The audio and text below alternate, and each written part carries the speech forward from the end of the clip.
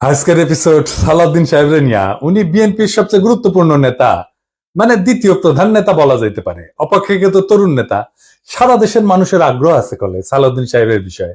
আমার আছে, হ্যাঁ, আমার ওনার খুব পছন্দই হয়। কেন হয় বলি।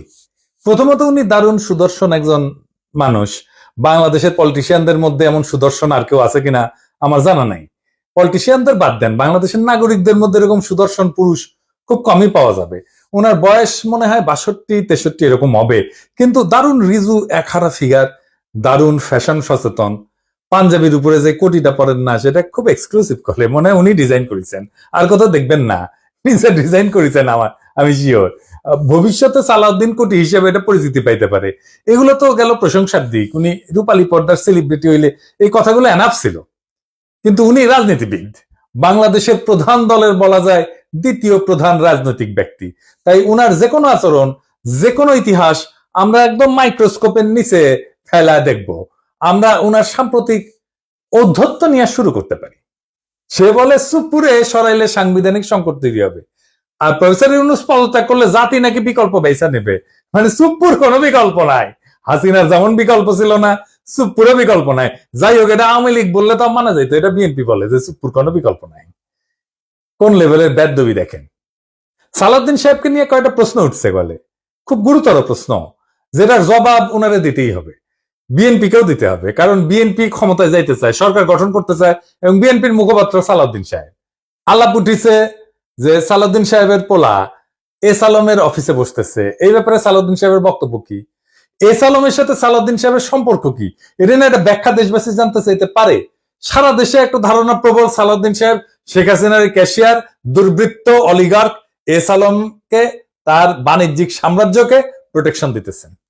সালাউদ্দিন সাহেবের স্পষ্ট বক্তব্য দেওয়া উচিত, বিএনপির স্পষ্ট বক্তব্য দেওয়া উচিত। সালাউদ্দিন সাহেব যখন ধরা পড়ছিলেন, গুম হয়েছিলেন যে বাসায়, ওইটা এস আলমের একজন কর্মচারীর বাসা ছিল। অদ্ভুত ব্যাপার না? ফিরে আসলেন, যে গাড়ি চললেন, সেটাও একজন এস আলমের গাড়ি। সালাউদ্দিন সাহেব গুম কমিশনে জবানবন্দি দিচ্ছেন, এটা সত্য। গুম কমিশন একটা ফ্যাক্ট ফাইন্ডিং কমিশন। এখানে জবানবন্দি দিলে গুমের বিচার হবে না। গুমের বিচারের জন্য আন্তর্জাতিক অপরাধ ট্রাইব্যুনালে অভিযোগ দায়ের করতে হবে। সালাউদ্দিন সাহেব আন্তর্জাতিক অপরাধ ট্রাইব্যুনালে কোনো অভিযোগ জমা দেন নাই, আজকা পর্যন্ত জমা দেন নাই। এটা নিয়ে ইলিয়াস বলছিল, ইলিয়াসকে কি গালাগালি সবাই। ইলিয়াস তো ভুল বলে নাই। সালাউদ্দিন সাহেবের গুমের বিচার হোক, উনি ট্রাইব্যুনালে অভিযোগ দায়ের করেন। উনি কেন করেন নাই এখনো পর্যন্ত অভিযোগ দায়ের, এই প্রশ্ন ওনাকে করাই যায়, এবং রাজনৈতিক নেতা হিসেবে এটার জবাব ওনাকে দিতেই হবে। এবার আসি ওনার গুম হওয়ার পরের ঘটনা নিয়ে। ওনার গুমের বিষয় নিয়ে প্রশ্ন তুললে ইলিয়াস, তাসনিম খলিল লিখছে, বিএনপি নেতা সালাউদ্দিন আহমেদ র্যাবের হাতে বলপূর্বক অন্তর্ধানের শিকার হয়েছিলেন, ব্র্যাকেটে গুম। বিএসএফ এর মাধ্যমে তাকে বর্ডার ক্রস করে Indian national investigation agency NIA এর হাতে তুলে দেওয়া হয়।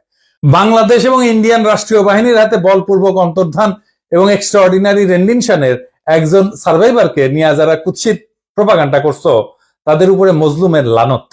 হ্যাঁ, ঠেলায় পড়লে নাকি বাঘে ধান খায়।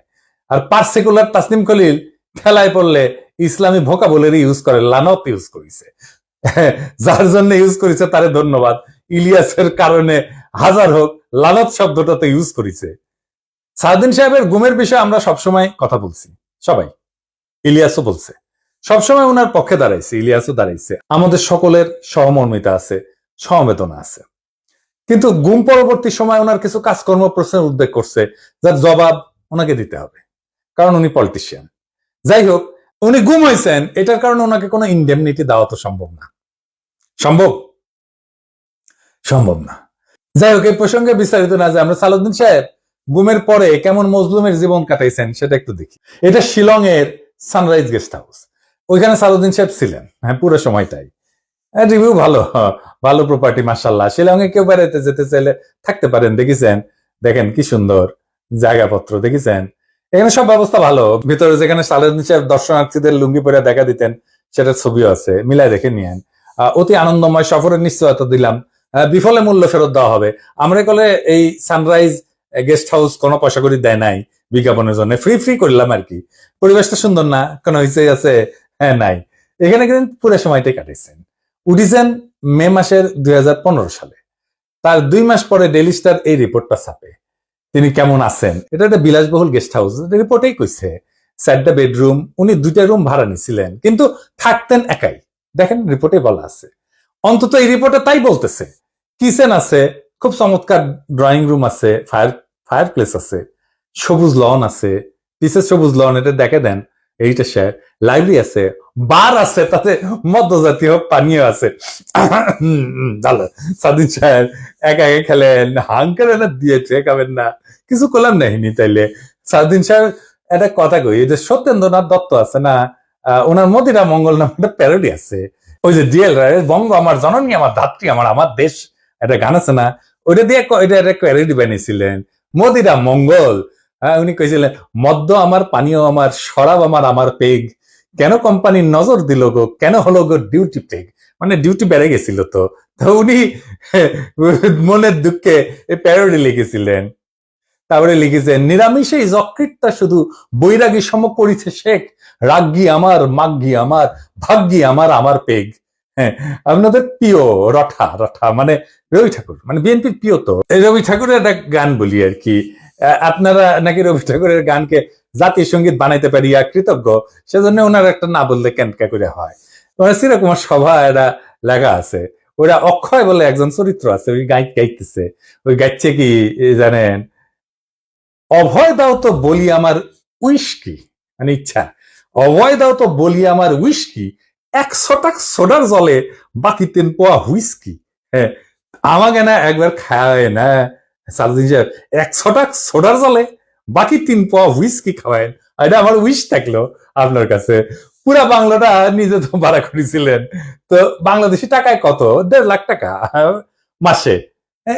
আমার একজন পার্সোনাল অ্যাসিস্ট্যান্ট ছিল, ম্যানেজার ছিল, 2জন কেয়ারটেকার ছিল, 2জন মালি ছিল, একটা হাইলি সিকিউরিড এরিয়া, কাছেই এয়ারফোর্সের অফিস, আর কয়া হয়েছে একটা গোয়েন্দা সংস্থার অফিস। আমরা ধারণা করি এটা রয়ের অফিস। কে রাখলো ওখানে ওনাকে? উনি অনুপ্রবেশের দায় গ্রেপ্তার হয়েছিলেন, উনি তো চাকরি করতেন না ইন্ডিয়াতে, উনি ইন্ডিয়াতে রাজনৈতিক আশ্রয় পান নাই। ওনার এই সুপার ফ্যাবুলাস লাইফস্টাইলের টাকা কে দিছে? টাকা কে দিছে? উনি আয় করেন নাই, তাহলে টাকা কি বাংলাদেশ থেকে পাঠানো হয়েছে হুন্ডি করিয়া? হুন্ডি আপনি করতে পারেন, এটা অর্থ পাচার না? এইগুলো লেজিট এবং বৈধ প্রশ্ন। আপনারা বলতে হবে টাকাটা কে দিছিল, কেঙ্কা করে গেছিল। এইবার একটা চমক, বিশাল চমক, সিট বেল্ট বাইন্ধে নেন, যা দেখবেন তাতে অজ্ঞান হয়ে পড়ে যেতে পারেন সিট থেকে। কি সেই চমক? সাউদ্দিন সাহেবের সঙ্গে দেখা করতে গেছে কিছু লোক ওই শিলং এর বাংলোতে, তার মধ্যে ছবিতে ডাইন পেশে গালে হাত দিয়া বসে আছে ব্যক্তিটা কে? হ্যাঁ, ব্যক্তিটা গুরুত্বপূর্ণ, কারণ সালাউদ্দিন সাহেবের সাথে সকল মিটিং এ তার উপস্থিতি দেখা যায়। সে ঠিক ওই একই চেয়ারে বসে। এইটা সাহেব, আপনি 2টা ছবি পাশাপাশি দেখান না। দেখেন 2 সময় ছবি কলে দেখা করতে এসছে, তারাও ভিন্ন কলে। হ্যাঁ, সাউদ্দিন সাহেব এক ছবিত লুঙ্গি পরে আছে, আর এক ছবিত পায়জামা পরে আছে, দেখেছেন। কিন্তু ওই বান্দা ঠিকই একই আছে ওই চেয়ারে। কেসে যান, তার নাম কি জানেন? তার নাম বিপ্লব পার্থ। চট্টগ্রামে তাকে সবাই চেনে, আওয়ামী লীগের একজন লেসপেন্সার, আওয়ামী লীগের একজন কর্মী এবং ভারতীয় এজেন্ট হিসেবে। আওয়ামী লীগের 15 বছর পুরোটা সময় দাপটের সাথে জীবনযাপন করে গেছেন। ছিলেন চট্টগ্রাম মহানগর আওয়ামী লীগের সাধারণ সম্পাদক আজম নাসির উদ্দিনের অন্যতম ডাইন হাত। আজম নাসিরের অনলাইন একটা পোর্টাল ছিল, তার নাম ছিল জয় নিউজ। জয় নিউজের সাংবাদিক হিসেবে দীর্ঘদিন কাজ করেছিল এই বিপ্লব পার্থ, মাশাআল্লাহ।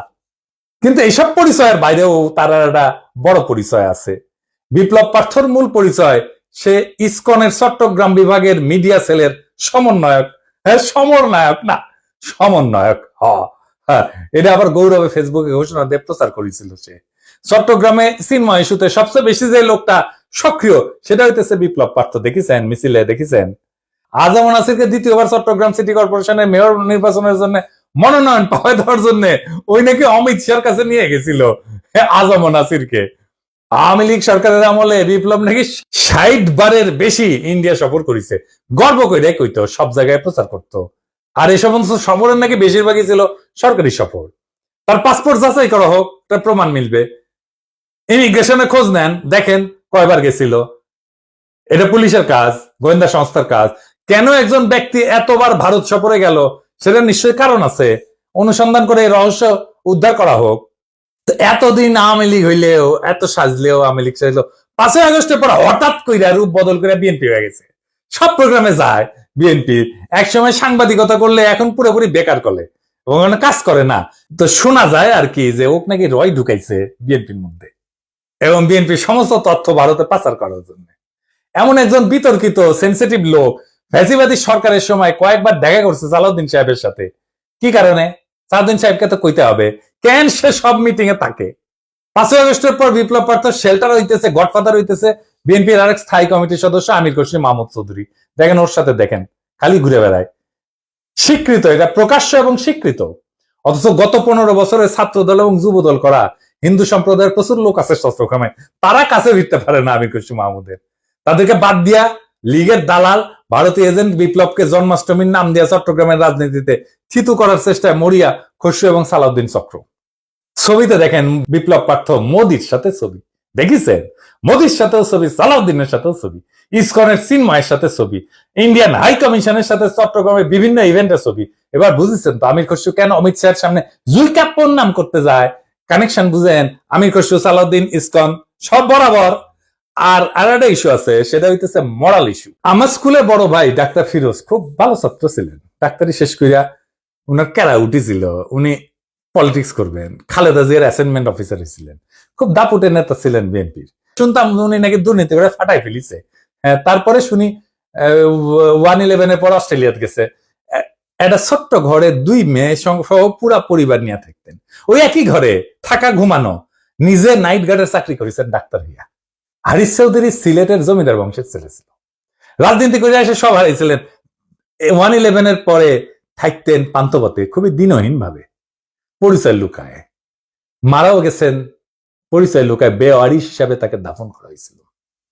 নিরাপত্তার কারণে পেট চালানোর জন্য চাঁদনি চকে কাপড়ের দোকানে কর্মচারীর কাজ করতেন, সেরা পাঞ্জাবি পরতেন, রিক্সায় চড়ার পয়সা ছিল না, হাইটে যেতেন। মির্জা ফখরুল নিজেই বলছেন এই আওয়ামী লীগের আমলে বিএনপির নেতা কর্মীরা বাড়ি ছাড়া হয়ে ঢাকায় এসে রিক্সা চালায়, উনি কান্দিছিলেন, ফ্যাস ফ্যাস করে কান্দিছিলেন। আর আপনি সালাউদ্দিন সাহেব রাজার হালে থাকেন, শিলংয়ে লজ্জা লাগে না সালাউদ্দিন সাহেব? আপনার ভারতে থাকার টাইমে সকল খরচা কিভাবে করেছেন জাতিকে জানাইবেন, ইসকনের সাথে আপনার কি সম্পর্ক সেটাও জানাবেন, জাতির এটা জানার অধিকার আছে। 1975-এ সোহরাওয়ার্দীর বডিগার্ড জয় বাংলা হয়ে যাওয়ার পরে বেশ কিছু বছর কাটাল রানী ইন্ডিয়া ছিল, সেখান থেকে বাংলাদেশে ফিরে আমাদের উপরে স্টিম লোডার চালাইছে ফ্যাসিবাদের ছাদ দিয়ে, আবার ভারতে পালায় গেছে। অনেকে বলে হাসিনা পালায় যাওয়ার পরে সালাউদ্দিন নামের এই বিএনপির নেতাকে ভারত বাংলাদেশে পুশব্যাক করে দিছে। এতদিন আসতে পারেননি উনি, তারপরে 1 সপ্তাহ যায়নি হাসিনা পড়ছে উনারে পেটে দিল, আগে পাঠাচ্ছিল না। কাকতালীয় ভাবে জীবনের বড় একটা সময় হাসিনার চেয়েও বেশি সময় ভারতেই ছিলেন। তো এই সালাউদ্দিন সাহেব ইদানিং হাসিনার মতো উদ্ধত ভাবে কথাবার্তা বলা শুরু করেছেন। সামনে ওনাকেও সম্ভবত আমরা হাসিনার প্রতিবেশী হিসেবে ভারতে দেখতে পাবো, মাশাআল্লাহ। সালাউদ্দিন সাহেব, মানুষ আপনারা ইন্ডিয়ান মাল বলে, আপনি শুনেন না, কিন্তু ক্যামেরা ঠিকই শুনে। এই যে দেখেন আপনারা কয় ইন্ডিয়ান মাল আসিছে,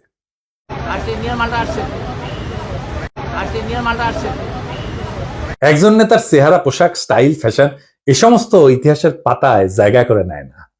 ইতিহাস মনে রাখে নেতৃত্বের সততা, আত্মত্যাগের পরিমাণ, আর সেই নেতার অবস্থান দুর্দিনে কোথায় ছিল।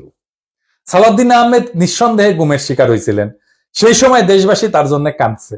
কিন্তু একজন মজলুম যখন বিলাসের চাদরে নিজেকে মুড়ায় ফেলেন, যখন নিজের গুমের বিচার আন্তর্জাতিকভাবে দাবি না কইরা তার রাজনৈতিক মূলধন বানায় ফেলেন, তখন প্রশ্ন ওঠেই।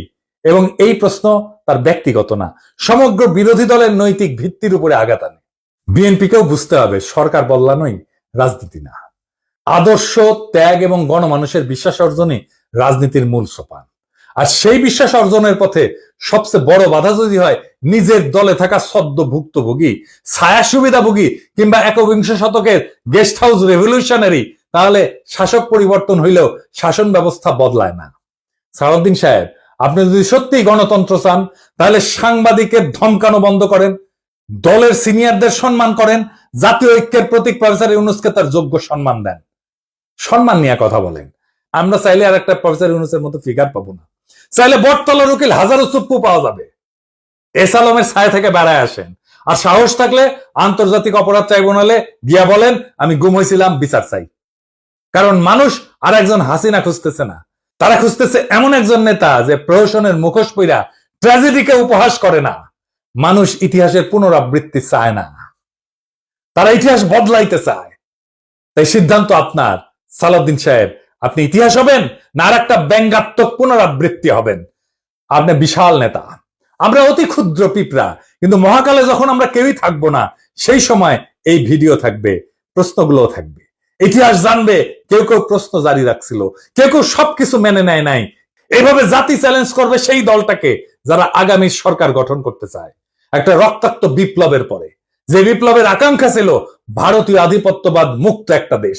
সেই দেশে যদি আবারও কারো ছায়ায় আসে সেই পুরনো ভারতীয় শকুন, সেই দলকে, সেই ব্যক্তিকে রুখে দেওয়া প্রত্যেক দেশপ্রেমিক বাংলাদেশের কর্তব্য।